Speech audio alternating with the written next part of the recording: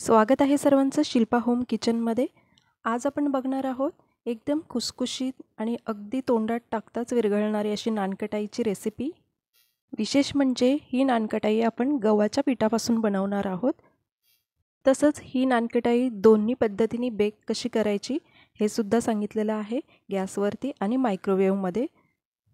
त्यामुळे तुम्ही कोणत्याही पद्धतीने अगदी खुसखुशीत अशी ही नानकटाई सहज घरी बनवू शकता। चला तर मग रेसिपीला सुरुवात करूया। इथे एका मिक्सिंग बाउलमध्ये मी अर्धा कप इतकं तूप घेतलंय आणि अर्धा कप पिठी साखर। तर इथे तूप वापरलंय ते असं पातळसर आहे, तर तसंच घ्यायचं आहे।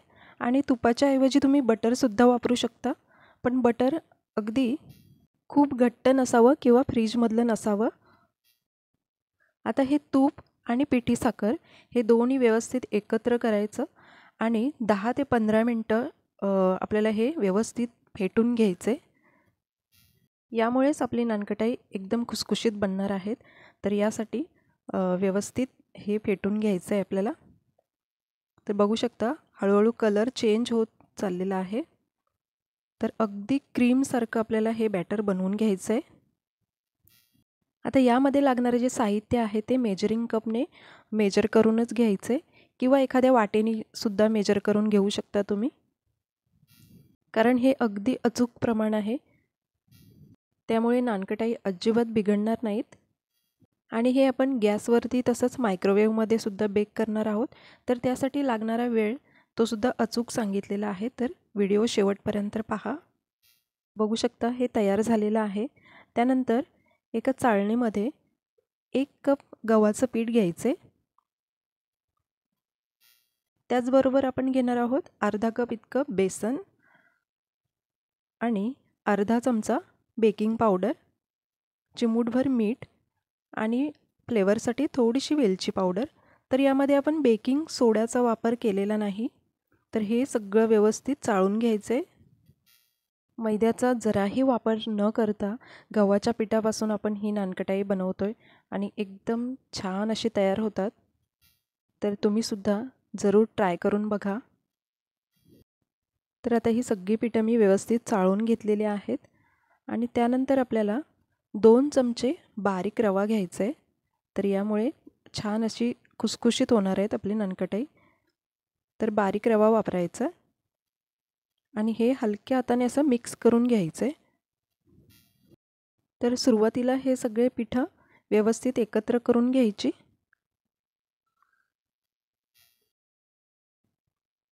आणि मग हाताने सर्व पीठ एकत्र करून असा गोळा तयार करून घ्यायचा।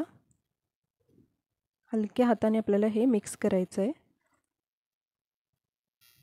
जर मिश्रण एकत्र करताना जर कोरडं वाटलं तर एखादा चमचा दूध वापरू शकता तुम्ही, पण तशी काही गरज लागलेली नाही आहे। बघू शकता व्यवस्थित पीठ आपलं तयार झालेलं आहे। गॅसवरती बेक करण्यासाठी मी एक कढई ठेवले, त्यामध्ये एक स्टँड ठेवले आणि तळाला मीठ पसरवून घेतले, त्यामुळे व्यवस्थित बेक होतं।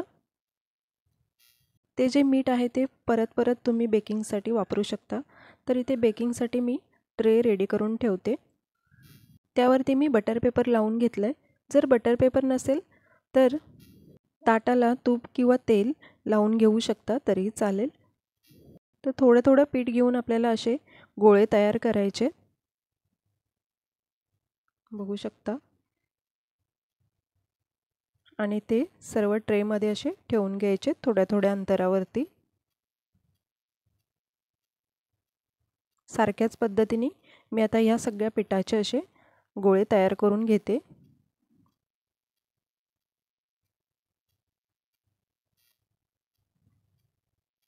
गोळा बनवून झाल्यावरती त्याला थोडंसं प्रेस करायचं, नानकटाईचा आकार द्यायचा आणि हे अशा प्रकारे सगळे नानकटाई मी बनवून घेणार आहे।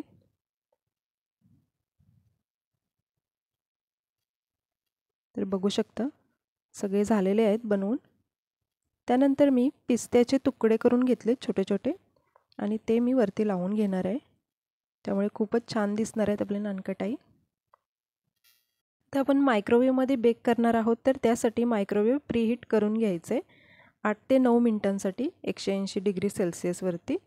तर तो मी प्रीहीट करून घेतलेला आहे आणि कढईसुद्धा गरम झालेली आहे, तर त्यामध्ये हे एक ताट बेक होण्यासाठी ठेवून देते. तर मायक्रोवेव्हसुद्धा प्रीहीट झालेला आहे आणि छोट्या रॅकवरती मी बेकिंग ट्रे ठेवणार आहे. आणि आता टाईम सेट करून घेऊ. तर 20 मिनटाचा टाईम लावणार आहे मी. तर बरोबर 20 मिनटांनी चेक करू.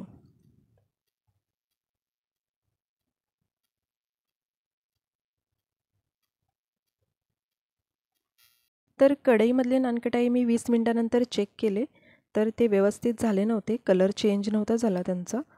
आणि मग 5 मिनटासाठी मी परत बेक करण्यासाठी ठेवून दिलं आणि आता चेक करते, तर बघू शकता व्यवस्थित बेक झालेले आहेत. तर टोटल 25 मिनटं लागलेले आहेत आपल्याला कढईमध्ये बेक करण्यासाठी आणि मायक्रोवेव्हमध्ये 20 मिनटं लागलेले आहेत. तर हे सुद्धा तयार आहेत, बघू शकता खूपच छान बेक झालेले आहेत. आणि दोन्हीसुद्धा एकसारखेच बेक झालेले आहेत. फक्त गॅसवरती जे आपण बेक केले त्यासाठी 5 मिनटं वेळ जास्त लागलेला आहे, बाकी काहीच फरक नाही. त्यामुळे कोणत्याही पद्धतीने तुम्ही अगदी सहज बेक करू शकता. तर दोन्ही नानकटाईंना व्यवस्थित छान कलर आलेला आहे आणि एक मी तोडून दाखवते.